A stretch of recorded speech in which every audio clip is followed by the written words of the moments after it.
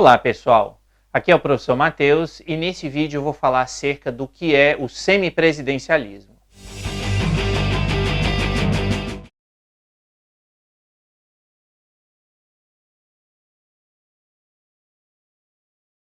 Dito isso tudo, fica então a pergunta: o que é o semipresidencialismo? Como o próprio nome indica, o semipresidencialismo é uma forma de governo que busca juntar características do presidencialismo com características do parlamentarismo. Ou seja, é uma tentativa de pegar o que cada uma dessas duas formas de governo tem de bom e deixar de lado aquilo que essas formas de governo têm de ruim. Nesse sentido, então, vamos analisar aquelas três características anteriores. Primeira, a questão das funções de chefe de Estado e de chefe de governo. O semipresidencialismo se caracteriza por serem duas funções exercidas por duas pessoas distintas. Então, desse ponto de vista, o semipresidencialismo é semelhante ao parlamentarismo, já que vai existir, então, o presidente, que exerce a função de chefe de Estado, e vai existir o primeiro-ministro, que exerce a função de chefe de governo. Nesse aspecto, então, é igual o parlamentarismo. No que diz respeito à eleição, aqui o semipresidencialismo tem uma mistura dos dois. Por quê? Porque, por um lado, o cidadão ele vai escolher os membros do poder legislativo. Ou seja, no semipresidencialismo, o cidadão não escolhe o chefe do poder executivo. Ele vota, então, para os membros do parlamento, escolhe os membros do parlamento. Agora, por outro lado, o semipresidencialismo tem um presidente, no caso aí a gente está falando de uma república semipresidencialista, que é a proposta aí para o Brasil. Então, nesse caso, o cidadão ele também vota para presidente da República. Agora, vocês precisam se lembrar, então, de que esse presidente da República, no semipresidencialismo, ele é apenas chefe de Estado, ele não é o chefe de governo. Então, nesse sentido, é como se o cidadão, entre aspas, tivesse aí os dois votos, ou seja, ele vota para o legislativo, mas o seu segundo voto não é para o executivo e chefe de Estado. Ou seja, como eu falei antes, quando que no presidencialismo o cidadão tem dois votos, então um dos votos é para o legislativo e o outro voto é para o executivo, mas quando ele vota então para o chefe do executivo, ele também está escolhendo o chefe de Estado, porque no presidencialismo a mesma pessoa exerce as duas funções. No caso do semipresidencialismo, não. Quer dizer, o cidadão vai ter um voto, que é o voto para o parlamento, no caso brasileiro, aí, então, seriam para os deputados federais, e ele tem um segundo voto, que é para o presidente da República, mas lembrando que esse presidente da República exerce apenas a função de chefe de Estado e não a função de chefe de governo. E aí, então, você me pergunta, e o chefe de governo é escolhido como? Ou seja, o chefe do Poder Executivo, de onde ele vem? O chefe de governo é escolhido a partir do parlamento. Ou seja, os deputados, no caso, né, se fosse no Brasil, os deputados, eles então escolheriam quem seria a pessoa do primeiro-ministro para ser o chefe de governo. E aí você vai falar assim para mim, mas então, Matheus, eu não estou entendendo. Por quê? Se o parlamentarismo se caracteriza pelo fato do cidadão votar nos parlamentares, né, ou seja, nos membros do Poder Legislativo, e estes escolhem o primeiro-ministro, que é o chefe do Poder Executivo, e se no semipresidencialismo é a mesma coisa, qual é a diferença, então, do parlamentarismo para o semipresidencialismo?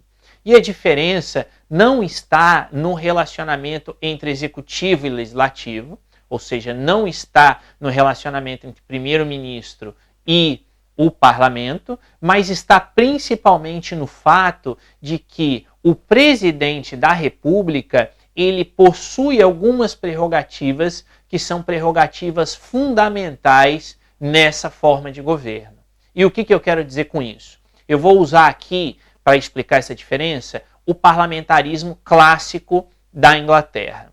né? Ou seja, o caso inglês, o parlamentarismo surgiu na Inglaterra, é uma invenção da Inglaterra, e quando foi criado, o objetivo era justamente tirar poder do rei.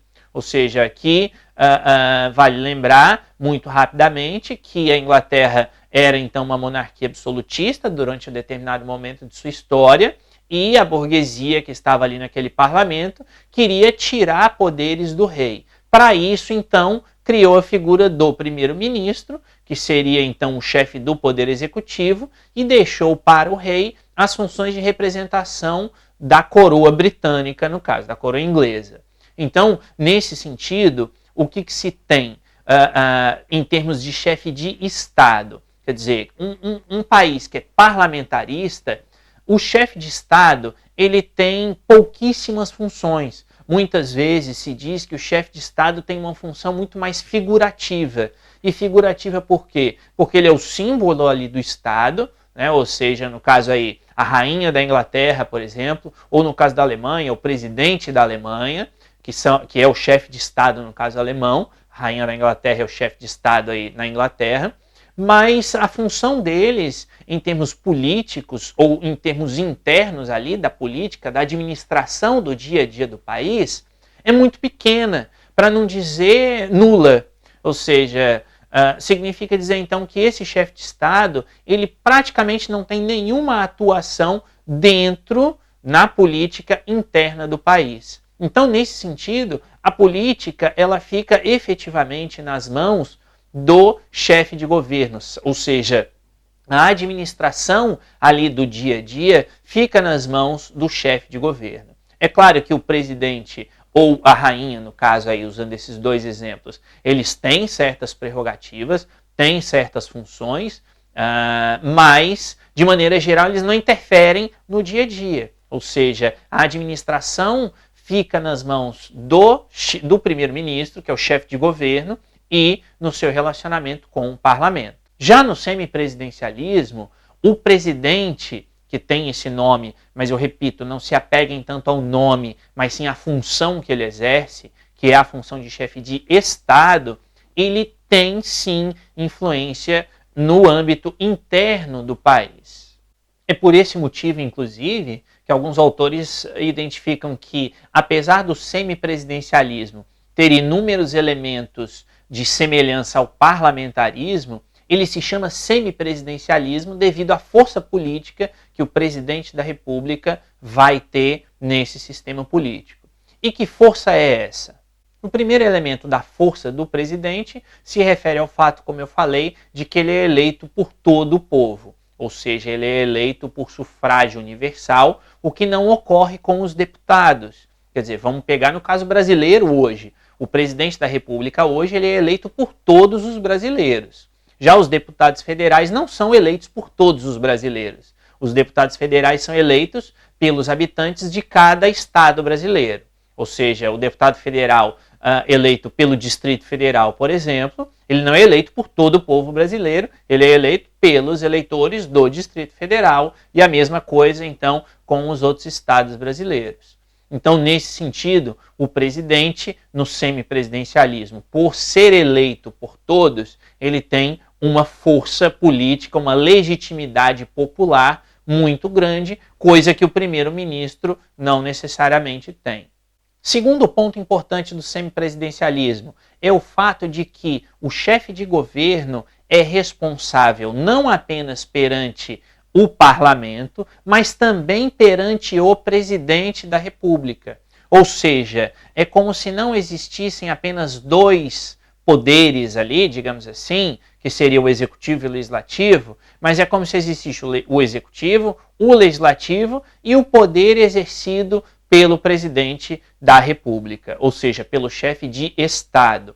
É claro que isso que eu estou dizendo agora é apenas aqui de forma explicativa ou de forma exemplificativa. Na prática, não se chama nenhum poder ao presidente da República, ao chefe de Estado no semipresidencialismo, ele não é membro oficialmente de nenhum poder. Ou seja, existe o judiciário, que são os tribunais, existe o legislativo, que é o parlamento, existe o executivo, que é o primeiro-ministro, e o chefe de Estado, entre aspas, aí está acima desses três poderes, não acima hierarquicamente, mas acima no sentido de não fazer parte de nenhum deles. Então, nesse sentido, é como se o presidente da República fosse aí uma outra força de equilíbrio no semipresidencialismo, já que esse chefe de Estado ele vai ter uma importância muito grande no âmbito da política interna, diferentemente do que ocorre no parlamentarismo. E que força é essa? Quer dizer, essa força é decorrente do quê? Essa força, então, ela é decorrente do fato, por exemplo, de que compete ao presidente, em um regime semipresidencialista, aceitar, por exemplo, o primeiro-ministro. Ou, principalmente, compete ao presidente dissolver o parlamento. Então vejam que, no caso do parlamentarismo puro, quem tem a prerrogativa de dissolver o parlamento é o primeiro-ministro. Então, nesse caso, fica bem claro ali que o relacionamento é entre executivo e legislativo. Já no caso do semipresidencialismo, a dissolução do parlamento e a convocação de novas eleições é uma prerrogativa do presidente. Outro ponto também que demonstra a força do presidente é o fato de que ele pode eventualmente vetar leis. Ou seja, o parlamento cria as leis, ou seja, o poder legislativo exerce ali a sua função, mas quem vai vetar essas leis não é o chefe do poder executivo, que é o primeiro-ministro, mas sim o presidente, que é o chefe de Estado.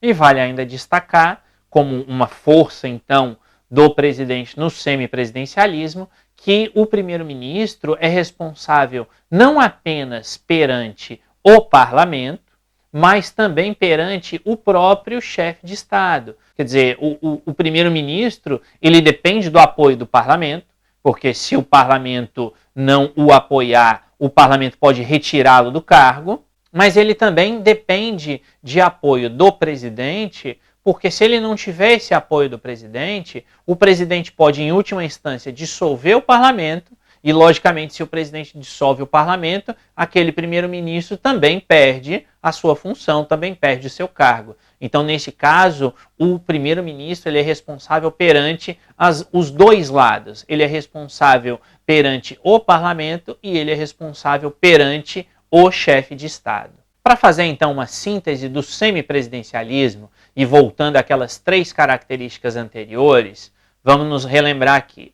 Primeiro, no caso do semipresidencialismo, existem as duas funções, a função de chefe de Estado e a função de chefe de governo, e essas duas funções são exercidas por duas pessoas distintas. Segundo ponto, no que diz respeito ao aspecto eleitoral, o cidadão ele elege, por um lado, os deputados, e são esses deputados, ou seja, os membros do poder legislativo, que escolhem o primeiro-ministro, que é o chefe do poder executivo, mas o cidadão também vota no presidente, que é apenas chefe de Estado. E, em terceiro lugar, o primeiro-ministro, que é o chefe do poder executivo, é o chefe do governo, ele é responsável, por um lado, junto ou frente ao parlamento, já que ele, primeiro-ministro, é escolhido pelo parlamento, mas ele também é responsável perante o presidente, que é o chefe de Estado, já que esse chefe de Estado pode, então, em última instância, dissolver o parlamento, convocar novas eleições e, com isso, então, esse primeiro-ministro pode perder o seu cargo, não apenas porque o parlamento pode retirá-lo, mas também porque o presidente pode, de maneira indireta, removê-lo do poder. A título de ilustração, eu coloco aqui para vocês essa imagem em que vocês podem perceber aí, de maneira geral, quais países têm qual forma de governo. Os países em azul têm a forma de governo presidencialista, os países em amarelo são os países semipresidencialistas e os países em laranja e em vermelho são os países parlamentaristas. Existe aí essa distinção entre laranja e vermelho, porque alguns são monarquias parlamentaristas, outros são repúblicas parlamentaristas. Mas aí o método, a estrutura do relacionamento entre os dois poderes, do funcionamento desses dois poderes, é basicamente a mesma. Para terminar, pessoal, Vamos lá, então, fazer uma síntese. E aqui eu vou me focar apenas no presidencialismo, que é o que nós temos hoje, e no semipresidencialismo, que é essa proposta que alguns setores aí têm levantado como um mecanismo de solução da atual crise política no Brasil. Ou seja, a gente tem hoje, todos sabemos aí, eleição para presidente, a eleição para o parlamento, né, para o Congresso Nacional, para o Poder Legislativo. Os membros aí desses dois poderes exercem os seus mandatos durante 4 anos, e aqui especificamente no caso aí do presidente da República não existe a possibilidade de removê-lo do cargo, né, a não ser que seja por crime de responsabilidade, e um não pode interferir no funcionamento do outro, no sentido de que, como eu acabei de falar, o parlamento não pode retirar o presidente da República, por um lado, mas o presidente da República também não pode dissolver o parlamento, não pode convocar novas eleições, por outro lado. Isso é o que a gente tem hoje. Se o Brasil se transformasse em semipresidencialista, como que a coisa funcionaria? O que a gente teria, então, na prática? A gente teria, por um lado, que o cidadão ele votaria, continuaria votando normalmente para deputados federais. Eu vou aqui deixar um pouquinho de lado o Senado, porque o Senado ele não entra nessa história, já que ele é a representação dos estados, das unidades da federação. E o Senado não é ele o responsável pela escolha do primeiro-ministro, é só a Câmara dos Deputados. Então, eu vou me focar aqui nos deputados federais. Então, voltando, se o Brasil fosse, vamos supor, a partir de agora, a partir de hoje, uma república semipresidencialista, o que aconteceria? O cidadão, ele então votaria, e vamos supor que o mandato continuasse o mesmo, de 4 em 4 anos, então o cidadão votaria para deputado federal, e esses deputados federais, na Câmara dos Deputados, então, caberia a eles a escolha de um primeiro-ministro que seria o chefe do Poder Executivo. Por outro lado, o cidadão continuaria votando para presidente da República, mas lembrando que agora esse presidente da República, ele exerce apenas a função de chefe de Estado e não mais a função de chefe de governo, porque o chefe de governo seria esse primeiro-ministro que foi escolhido pela Câmara dos Deputados. Qual seria a função dos deputados? A mesma que eles exercem hoje, ou seja, os deputados, de maneira genérica, são responsáveis pelo poder legislativo, são responsáveis pela criação das leis. A que competiria ou quais seriam as funções do primeiro-ministro? Seriam as funções administrativas no âmbito do poder executivo. Ou seja, são aquelas funções que dizem respeito à administração pública, ao exercício, então, do poder executivo no dia a dia, digamos assim, da administração. E quais seriam as funções do presidente da República? Seriam, por um lado, as funções de representação externa, é claro, ou seja, a função de chefe de Estado, ele continua, então, representando o Estado brasileiro, mas também teria a função, por um lado, de eventualmente vetar leis, por exemplo, ou seja, as leis aprovadas pelo parlamento, pelos deputados, poderiam sofrer o veto do presidente, e ele teria a função de, numa eventualidade, numa situação de crise política, por exemplo, dissolver o parlamento, ou seja, esses parlamentares perderiam seus mandatos, digamos assim, e convocaria novas eleições para que se formasse um novo parlamento. É claro que esse exemplo aqui, ou essa explicação, ela é uma explicação com base em um conceito teórico do semipresidencialismo, que é um conceito genérico, digamos assim. Por que eu digo genérico? Porque ainda que o semipresidencialismo tenha essas características que eu expliquei, é lógico que existem variações. É a mesma coisa do presidencialismo, quer dizer, Brasil e Estados Unidos hoje são países presidencialistas, mas o presidencialismo dos Estados Unidos não é exatamente igual ao presidencialismo do Brasil. Ou, como eu disse anteriormente, a Inglaterra e a Alemanha são parlamentaristas, mas o parlamentarismo inglês é de um jeito e o parlamentarismo alemão é de outro. E o semipresidencialismo, a mesma coisa. Ou seja, existe aquele modelo que é visto como um modelo típico do semipresidencialismo, que é o modelo francês, mas existem outros semipresidencialismos, como é o caso de Portugal e o caso da Rússia. Então, é claro que as prerrogativas específicas do presidente da República em um eventual semipresidencialismo no Brasil seriam aí definidos conforme aquilo que fosse estabelecido na Constituição, podendo variar um pouco mais, um pouco menos, mas o que se espera então de um regime semipresidencialista é que o presidente exerça pelo menos essas duas funções que eu falei antes. Quais sejam a de, eventualmente, vetar as leis criadas pela Câmara dos Deputados, por um lado, e, por outro lado, ter a possibilidade de, quando considerar conveniente, dissolver o parlamento e convocar novas eleições.